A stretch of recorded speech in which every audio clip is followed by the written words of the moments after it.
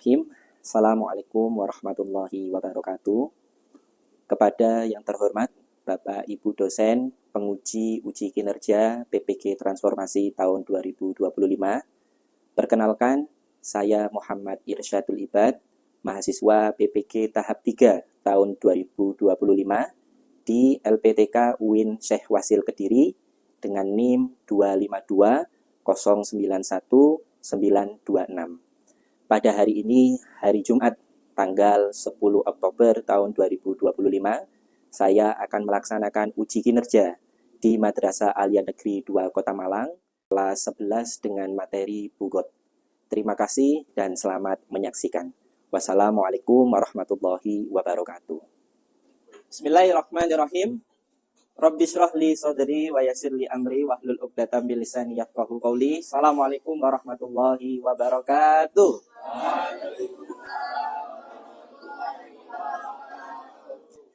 Bagaimana kabarnya hari ini? Hari ini bahagia ya semuanya ya? Alhamdulillah. Ada yang sakit hari ini?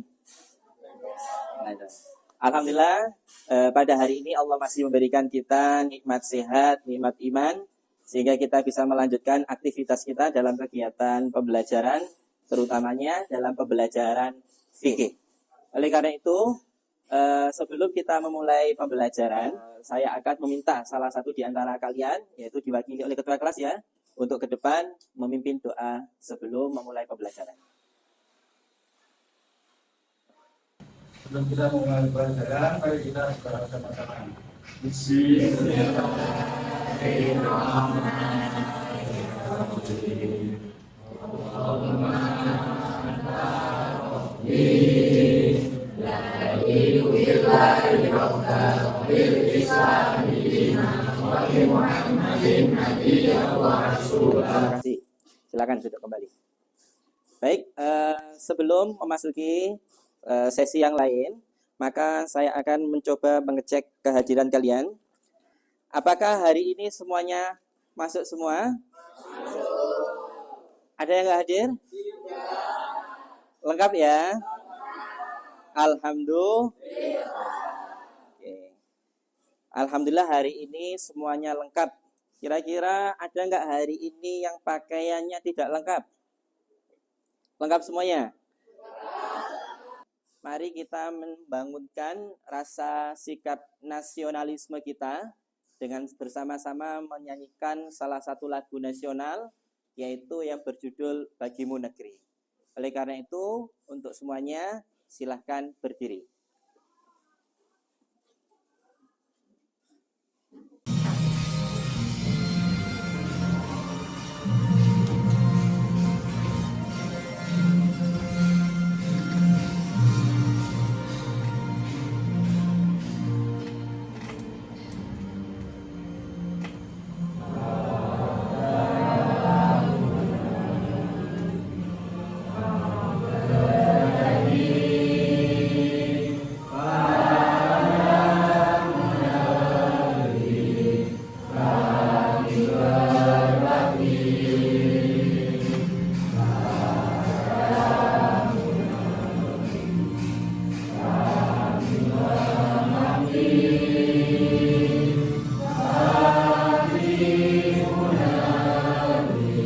Beri tepuk tangan untuk kita semua. Silakan duduk kembali ke tempat masing-masing. Baik, anak-anak sekalian, pada pertemuan sebelumnya kita telah belajar terkait dengan yang namanya hudud, di mana di dalam agama Islam terdapat kejahatan-kejahatan atau keburukan-keburukan yang dimana pelakunya bukan hanya berdosa, tetapi juga mendapatkan apa? Sanksi ataupun hukuman di dunia. Dan hal-hal yang demikian ini di bab 2 kita kenal dengan istilah apa? Hudud. Di mana di dalam hudud, di dalamnya terdapat 7 pembahasan. 5 di antaranya sudah kita bahas di bab kedua. Di antaranya yaitu apa? Oke, orang yang melakukan tindakan zina berdosa atau tidak? Berdosa. Kira-kira pelakunya hanya cukup berdosa saja atau juga mendapatkan konsekuensi di dunia? Mendapatkan konsekuensi di dunia. Apa? Konsekuensi bagi pelaku zina? Kalau sudah menikah diapakan? Dirajam. Kalau belum menikah? Dicambuk 100 kali. Bugot, nah, secara bahasa ataupun secara sederhananya bisa kita katakan sebagai suatu tindakan pemberontakan terhadap apa? Pemerintahan yang sah. Nah, yang menjadi pertanyaan adalah kalau pemberontakan ataupun bugot itu adalah sesuatu yang dilarang di dalam agama, maka menjadi pertanyaan adalah apakah semua penentangan terhadap pemerintah itu dianggap salah dan termasuk tindakan pemberontakan? Gimana? Tidak? Ada yang menjawab iya? Ada yang menjawab tidak? Oke. Selanjutnya, yang menjadi pertanyaan juga adalah mengapa Islam melarang pemberontakan terhadap pemimpin yang sah, meskipun tujuannya untuk merubah pemerintahannya menjadi lebih baik. Padahal di dalam agama kita dianjurkan untuk merubah sesuatu yang buruk menjadi lebih baik. Tetapi kenapa pemberontakan justru dilarang oleh siapa? Agama. Dan juga akan lahir pertanyaan juga, kalau pemberontakan itu dilarang di dalam agama, lantas menurut agama Islam, bagaimana caranya untuk memperbaiki pemerintahan tanpa menimbulkan kekacauan? Sebelum memasuki pembahasan lebih dalam, maka di sini sudah saya bagi menjadi 5 kelompok ya, betul ya? Ada kelompok 1, kemudian kelompok berapa? 2, kelompok 3, kelompok 4, dan kelompok berapa? Kelompok 5. Posisi duduknya sudah baik semuanya? Sudah ya? Oke, yang posisi duduknya masih kurang baik, silakan diperbaiki terlebih dahulu. Oke. Sebelum kita memulai masuk ke dalam materi yang ada, kita akan mencoba melaksanakan ice breaking terlebih dahulu ya. Oke. Bagaimana ice breakingnya? Ketika saya bilang 1, maka silakan untuk melakukan tepuk tangan yang bunyinya 2 kali. Ini 1. Kalau saya bilang 2, maka tepuk tangannya berapa kali? 4 kali ya berarti. 1, 2. Ketika saya bilang 3, maka tepuk tangannya berapa kali? 6 kali. Tepuk 2 kali. Tepuk 1 3 kali. Oke. Sekarang tepuk 3 2 kali. Oke. Pada pertemuan kali ini kita akan melaksanakan pembelajaran dengan metode atau dengan model PBL, yaitu pembelajaran berbasis apa? Masalah. Jadi kita akan mencoba memahami bugot berdasarkan realita, berdasarkan fakta-fakta yang ada di sekitar kita. Sehingga kita bisa memahami bagaimana konsep bugot di dalam kehidupan itu. Tujuan pembelajaran kita saat ini adalah ada 5 tujuan, di antaranya yaitu untuk memahami konsep bugot dalam Islam dengan benar. Ini saya akan membagikan materi terkait dengan bugot dan juga LKPD yang di dalamnya sudah berisi terkait dengan kasus-kasus aktual yang terjadi di sekitar kita. Nanti silakan untuk dianalisa dan didiskusikan bersama dengan kelompoknya masing-masing. Baik, untuk kelompok 1. Silakan, tugasnya adalah masing-masing kelompok silakan untuk melakukan analisa dan juga diskusi terkait dengan kasus-kasus yang sudah ada di dalam lembaran tadi. Oleh karena itu, silakan untuk saling berkolaborasi, bertukar ide, dan bertukar pendapat di dalamnya. Kemudian, setelah itu, silakan untuk melakukan pembagian peran sesuai dengan kemampuan masing-masing. Jadi, ada yang bertugas untuk mencatat, dan juga ada yang bertugas untuk sebagai perwakilan mempresentasikan hasil analisa dan diskusinya bersama dengan kelompoknya masing-masing. Bisa dipahami? Oke, mari kita mulai kegiatan kita pada hari ini dengan bersama-sama membaca kalimat Al-Basmalah. Gimana? Kira-kira 2 tindakan yang ada di situ sama atau beda kira-kira? Beda. Ada perbedaannya? Ada. Sudah dibagi perannya masing-masing? Kamu bertugas sebagai presentator. Oke. Kira-kira kedua kelompok tadi yang ada di lembaran itu termasuk bugot atau tidak keduanya? Atau cuma salah satunya? Salah satu saja? Enggak dua-duanya? Kenapa? Di dalam konsep bugot menerangkan enggak ketentuan-ketentuan kelompok-kelompok tertentu yang bisa dikategorikan bugot? Ada? Semuanya kamu kategorikan sebagai bugot? Enggak, Zat. Enggak. Enggak. Yang A. Yang A saja. Iya.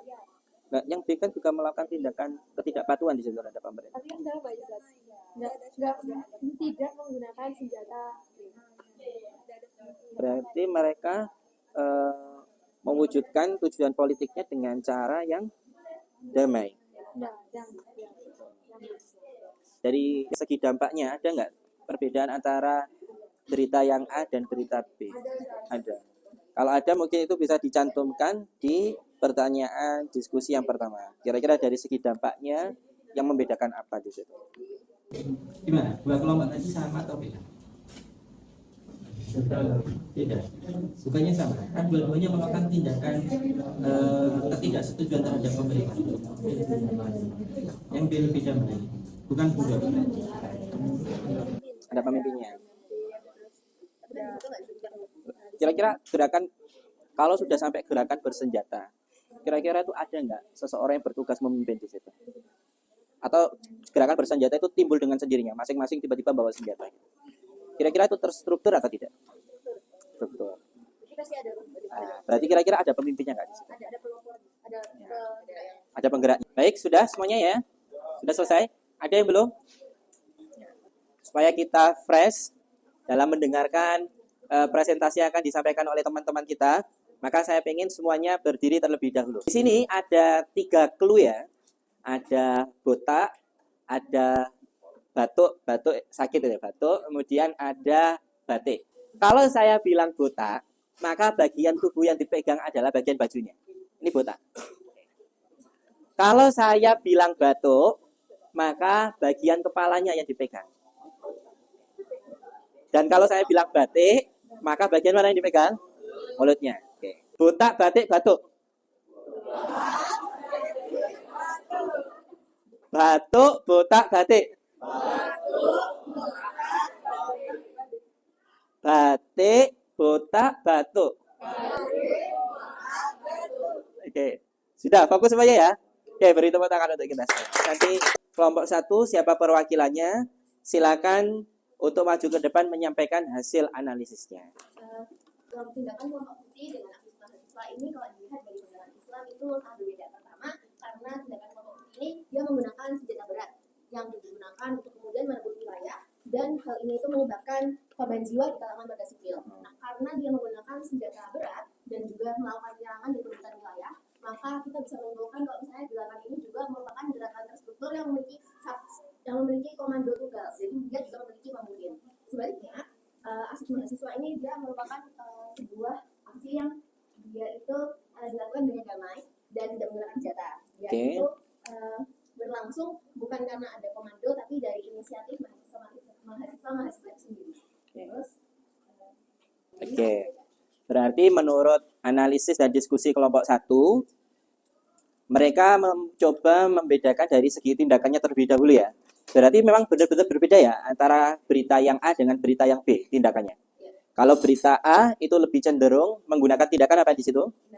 Kekerasan dengan gerakan bersenjata. Sedangkan kelompok yang melakukan aksi damai atau demo damai di situ ya, itu tindakannya bagaimana kira-kira? Oke, berarti menyampaikan aspirasinya dengan cara yang baik di situ ya. Itu dari segi tindak. Kalau dari segi dampaknya, kira-kira keduanya sama atau berbeda kira-kira dampaknya? Oke, berarti secara umum tindakan dari kelompok A itu menimbulkan dampak negatif ya di situ ya. Di antaranya ada apa? Kira-kira? Ada korban jiwa, ada kerusakan dan lain sebagainya, dan aspirasinya pun tidak bisa tersampaikan dengan baik. Sedangkan kelompok B yang melakukan aksi damai di situ memberikan dampak negatif sosial nggak terhadap sekitarnya kira-kira? Tidak ada dampak sosial ya. Dan poinnya adalah kelompok B atau yang gerakan B di situ aspirasinya bisa tersampaikan dengan cara yang baik. Adakah jawaban yang berbeda mungkin dari kelompok yang lain? Jawabannya sama semuanya. Berarti antara kelompok A dan kelompok B di situ berbeda ya. Dan menurut pandangan agama yang kira-kira dianjurkan, nah, itu yang cenderung kemana itu? Yang kelompok B. Sedangkan kelompok A itu cenderung dilarang karena di dalamnya menimbulkan namanya apa? Kerusakan atau dampak sosial terhadap lingkungan sekitarnya. Begitu ya. Oke, beri aplaus dulu untuk kelompok 1. Selanjutnya, Kelompok 2, siapa yang mewakili? Silakan maju ke depan. Kelompok manakah yang termasuk tindakan bugot dan mengapa? Oke. Mengapa dikategorikan bugot dan coba dijelaskan. Yang lain jawabannya yang berbeda? Sama semuanya ya? Nah, berarti di sini menunjukkan pemahamannya atau diskusi dan analisisnya cukup baik antara satu kelompok, antara satu orang dengan yang lainnya. Sudah? Oke, beri aplaus dulu untuk kelompok 2. Ya, silakan duduk. Selanjutnya, dasar hukum larangan bugot di dalam Al-Quran atau hadis. Ada atau tidak? Jangan-jangan bugot itu buatan manusia aturannya untuk melanggengkan kekuasaannya. Coba dijelaskan. Dasar hukum larangan bugot itu terdapat pada juga di hadis, ada juga di Al-Quran. Oke. Berarti bugot ini memang ketentuan dari Allah ya. Buktinya apa? Buktinya Ada ayat apa? Al-Quran ataupun hadis yang menyatakan larangan terkait melakukan tindakan apa? Oke, silakan. Selanjutnya kelompok 4, silakan maju ke depan. Kasus lagi pemerintah wajib memahami karena secara jelas. Beri aplaus dulu untuk kelompok 4. Silakan dulu. Selanjutnya, siapa yang akan maju ke depan? Dipresentasikan hasil diskusi dan analisanya. Beri aplaus dulu untuk kelompok 5. Sekarang saya ingin salah satu di antara kalian mungkin bisa maju ke depan untuk menyampaikan refleksi nilai dari materi bugot yang sudah kita pelajari pada hari ini. Demonstrasi damai menjaga keamanan dan kesatuan dalam negara sehingga menimbulkan dampak yang terbaik dibanding bugot atau pemberontakan yang jelas menimbulkan dampak yang buruk. Ini kita akan melaksanakan tes sumatif ya, menguji pemahaman kalian terkait dengan bugot. Oleh karena itu, silakan untuk dibuka laptopnya masing-masing, dibuka aplikasi Wayground-nya, dan silakan bergabung di link berikut ini. Sekarang kita mulai dengan bersama-sama membaca kalimat Al-Basmalah. Sudah selesai semuanya? Sudah. Alhamdulillah. Gimana kira-kira soalnya susah atau mudah? Mudah. Mudah karena belajar. Tapi kalau nggak belajar, maka soalnya kan terasa apa? Oke, sekarang silakan untuk ditutup laptopnya masing-masing. Semuanya memperhatikan ke depan ya. Bugot adalah tindakan yang dilarang oleh agama karena dampaknya bukan hanya dirasakan oleh pelaku saja, tapi orang-orang di sekitarnya akan merasakan dampaknya secara apa? Langsung. Apa di antara dampak pemberontakan yang biasanya terjadi itu? Apa kira-kira dampaknya? Ada apa saja biasanya? Kerusakan, kemudian ada krisis ekonomi, krisis manusia, akan banyak hilangnya nyawa di situ. Begitu juga yang namanya stabilitas negara akan apa? Terganggu di situ. Oleh karena itu di dalam agama kita sangat dilarang sekali untuk melakukan tindakan bugot. Kalaupun kita harus berbeda dengan pemerintah, maka perbedaan tersebut disampaikan dengan cara apa? Damai, dengan cara yang baik, yang dilegalkan oleh undang-undang yang ada di negara tersebut. Kalau di Indonesia dengan cara apa berarti? Demonstrasi, kita juga punya perwakilan di pemerintah, yaitu di mana banyak orang yang menentang pemerintah karena melihat kezolimannya, namun terkadang perbedaan mereka dengan pemerintah hanya terletak pada apa? Kesempatan. Adanya penjarahan, adanya perusakan. Mereka itu menunjukkan bahwasanya tidak ada yang membedakan mereka dengan pemerintah. Yang membedakan hanya sebatas apa? Kesempatan. Andaikan mereka mendapatkan kekuasaan atau kesempatan yang sama, bisa jadi tindakannya juga apa? Sama. Oleh karena itu, revolusi sejati bukan dimulai dengan menggulingkan pemimpin, tetapi dimulai dengan memperbaiki apa? Diri sendiri. Sebagaimana firman Allah, "Innallaha la yughayyiru ma biqaumin hatta yughayyiru ma bi anfusihim." Demikian pembelajaran hari ini. Mari kita akhiri dengan kalimat Alhamdulillah. Alhamdulillah. Subhanakallahumma wa bihamdika astaghfirukum wallahumma fiqil aqwamit thoriq. Summa assalamualaikum warahmatullahi wabarakatuh.